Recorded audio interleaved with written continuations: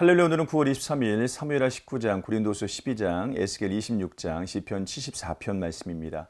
사무엘하 19장은 전쟁의 뒷수습 이야기예요. 압살롬의 죽음으로 깊은 슬픔에 빠진 다윗에게 요압이 빠른 수습이 필요하다고 조언하죠.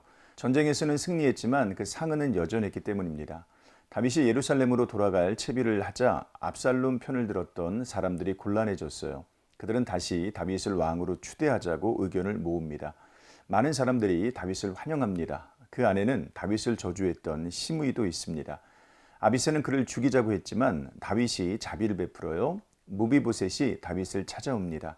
그의 시종 시바가 전한 것과는 달리 무비보셋은 다윗을 기다렸습니다. 시바는 무비보셋의 재산을 노리고 모함했던 거예요. 이번에는 바르실레를 만납니다. 그는 다윗을 도와준 부자예요. 다윗은 예루살렘에 함께 가자고 권합니다. 바르실레는 자신이 늙었기 때문에 할 수 있는 일이 없다고 거절합니다. 유다 사람과 이스라엘 나머지 지파 사이가 서서히 벌어지기 시작하죠. 바로 전쟁이 남긴 상처가 크기 때문에 그래요. 고린도서 12장에는 바울의 진짜 자랑거리가 나옵니다. 바울은 자신이 본 환상과 계시에 대해서도 말해요. 바울에게는 그와 같이 신비한 일이 적다고 거짓 교사가 비방했기 때문입니다. 그러나 이것은 바울의 진짜 자랑거리가 아닙니다. 바울의 진짜 자랑거리는 자신의 연약함입니다. 바울은 육체의 가시가 있다고 고백해요. 그는 이것이 떠나가기를 여러 번 기도했지만 하나님께서 거절하셨다고 말합니다. 내 은혜가 내게 족하도다. 이는 내 능력이 약한 데서 온전하여짐이라. 9절 말씀이죠. 바울은 이 말씀을 크게 기뻐했습니다. 약한 것들 속에 그리스도의 능력이 더욱 충만히 머물기 때문이에요. 그가 자랑하고 싶은 것은 자신의 강함이 아니라 그리스도의 강함입니다. 바울은 고린도 교회를 방문할 계획을 밝혀요. 그리고 바울이 진정으로 원하는 것은 너희의 재물이 아니라 너희라고 말합니다. 바울은 그리스도와 그리스도의 몸된 지체를 정말로 사랑하고 있습니다. 에스겔 26장은 두로가 받을 심판을 선언해요. 두로에 대한 심판 선언이 꽤 깁니다.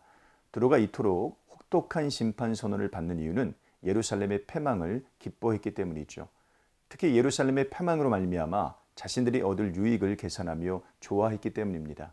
형제의 불행을 나의 행복으로 여기고 이웃의 고통을 나의 즐거움으로 여기는 죄를 범한 것이죠. 하나님은 이 죄를 매우 미워하십니다. 두로는 경제적인 이득을 크게 얻을 것이라며 좋아했지만 하나님은 오히려 그들의 경제를 망하게 하실 것이죠. 오로지 경제적인 이득만으로 이웃나라의 패망을 좋아했는데 하나님께서 더 큰 멸망을 두로에게 시행하시는 겁니다. 이웃 사랑보다 경제적인 이득을 더욱 좋아하는 자들의 마지막 모습입니다. 시편 74편은 당신의 백성을 향한 하나님의 진노 앞에서 괴로워하는 기도예요. 앞선 시에서 아삽은 악인의 형통을 이상히 여겼습니다. 이번 시에서는 하나님의 백성이 왜 고통당하는지를 묻습니다. 어찌하여 주께서 기르시는 양을 향하여 진노의 연기를 뿜으시나이까. 11절 말씀이죠. 성소가 짓밟혔습니다. 회당도 불에 탔어요. 표적도 보이지 않고 선지자도 나타나지 않습니다. 대적들의 비방과 조롱은 계속돼요. 아삽은 하나님께서 속히 이 상황을 거두어 주시기를 간구합니다. 그는 주의 백성이 당하는 조롱은 하나님께서 당하시는 것과 같다며 하나님의 도움을 구합니다. 또한 언약을 기억하셔서 도와주시기를 기도하죠. 악인은 확실히 망합니다. 악인의 형통을 이상히 여길 필요가 없습니다. 동시에 하나님은 고통당하는 당신의 백성을 반드시 도우십니다. 잠깐의 고통 앞에서 믿음을 잃어버리지 않도록 단속하십시오. 그리고 간절한 기도로 하나님께 나아가십시오. 오늘 하루도 이런 삶 사시기를 주님의 이름으로 축복합니다. 고맙습니다.